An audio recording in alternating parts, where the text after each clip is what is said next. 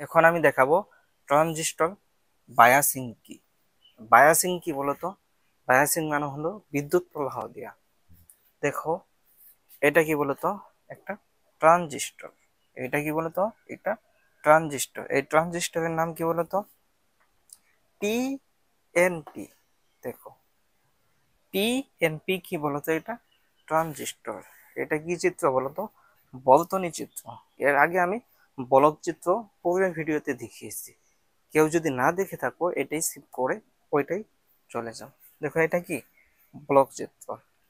IB মানে কি বলতো? Base current. আই ই মানে কি বলতো? Emitter current. আর আইসি মানে কি? সংগ্রহ বা কালেক্টর। দেখো, এখানে যদি আমি কি দেই, বিদ্যুৎ প্রবাহ দেই, তাহলে কি হবে? এটা বায়োসিং করা হবে। দেখো, বায়োসিং দুই প্রকার। একটা হলো এমিটার বেস জংশন সবসময় সম্মুখী ঝোঁক প্রদান করে। দেখো, এমিটার বেস জংশন সবসময় বা কি অলওয়েজ সম্মুখী ঝোঁক প্রদান করে, মানে কি ফরওয়ার্ড ঝোঁক প্রদান করে। আরেকটা কি কালেক্টর বেস জংশন সবসময় বিমুখী ঝোঁক প্রদান করে। এটা কি সম্মুখী ঝোঁক প্রদান করে, আর এটা কি বিমুখী ঝোঁক প্রদান করে। দেখো, তাহলে এটা কি ফরওয়ার্ড বায়াসের মতোই একদম সেম।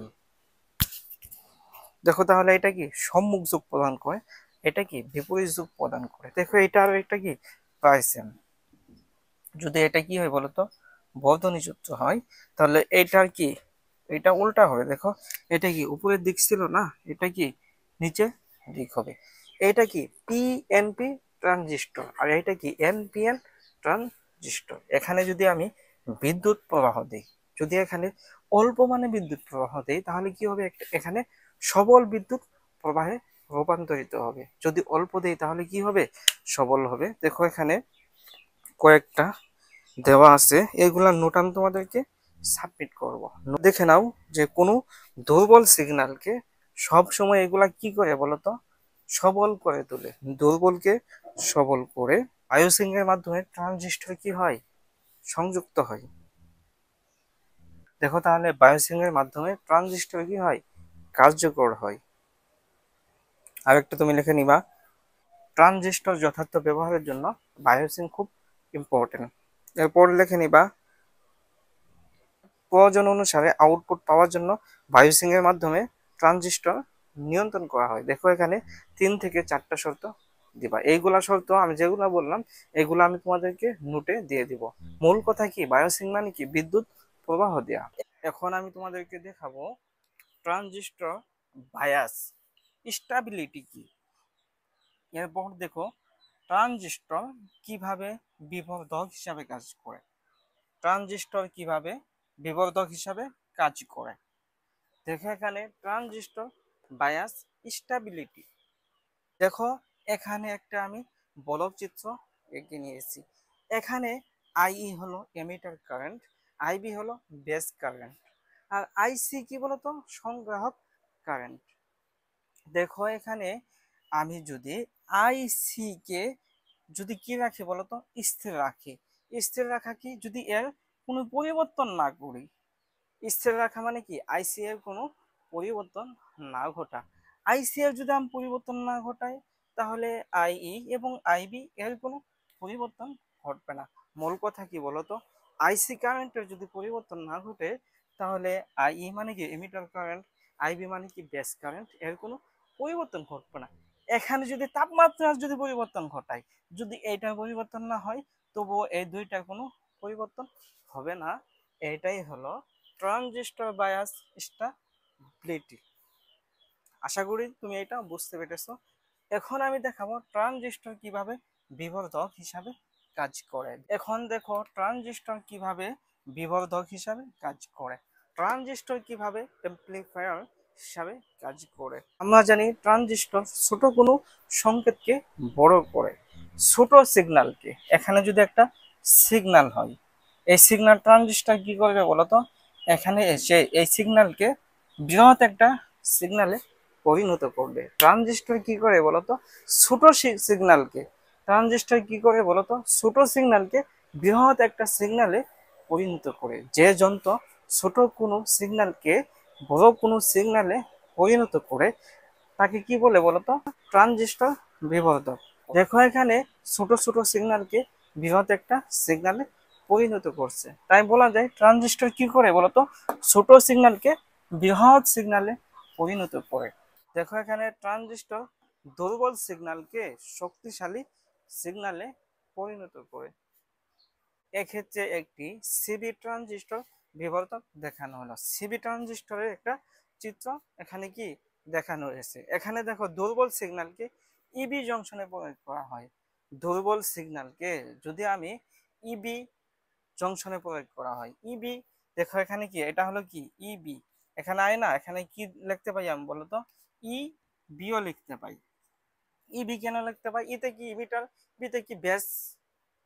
তাহলে দেখো দুর্বল সিগন্যালকে ইবি জংশনে প্রয়োগ করা হয়। এখানে যদি প্রয়োগ করা হয় এবং কালেক্টর বর্তনীতে যুক্ত লোড রোধ আরসি থেকে আউটপুট গ্রহণ করা হয়। এখানে কালেক্টর বর্তনীতে যুক্ত লোড রোধ আরসি থেকে, আরসি কি বলতো? রোধ। রোধ দেখো প্রতিটা বর্তনীতে কি রয়েছে? রোধ রয়েছে। এখানে কি রয়েছে? একটা রোধ রয়েছে। রোধকে প্রকাশ করা হয় কি, এই যে আর সি। সবগুলা বর্তনীতে কি রয়েছে বলতো? রোধ রয়েছে। রোধ কি? বিদ্যুৎ চলাচলে বাধা।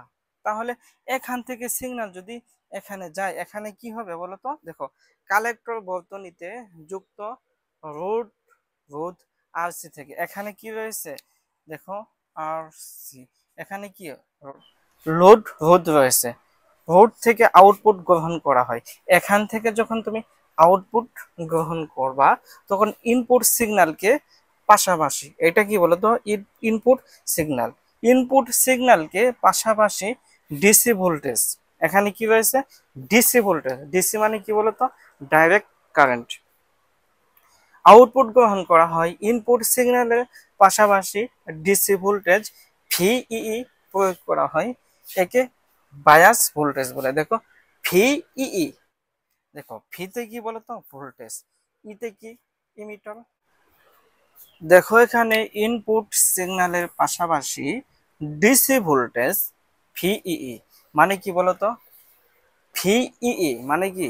Voltage emitter, voltage emitter.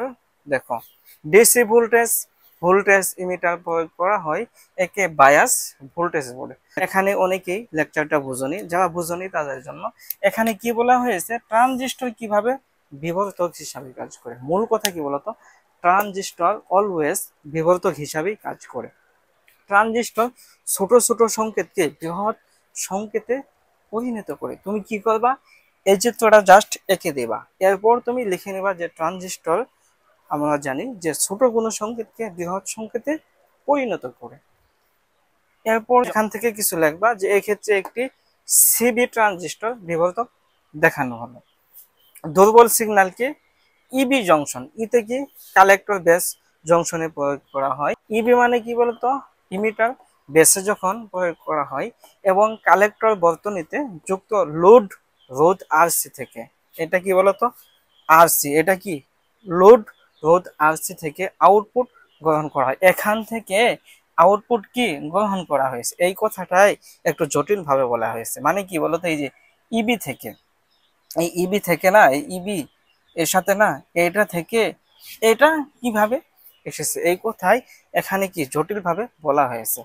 DC voltage ভিইই মানে কি বলতো? ভোল্টেজ ইমিটার প্রয়োগ করা হয়। এখানে কি ডিরেক্ট ভাবে, ডিসি মানে কি ডিরেক্ট ভাবে, ভিইই মানে কি ভোল্টেজ ইমিটার প্রয়োগ করা হয়। একে বায়াস ভোল্টেজ বলে। এটা কি বলে? বায়াস ভোল্টেজ বলে। এতটুকু লিখে দিলে চলে। আশা করি তুমি বুঝতে পেরেছো।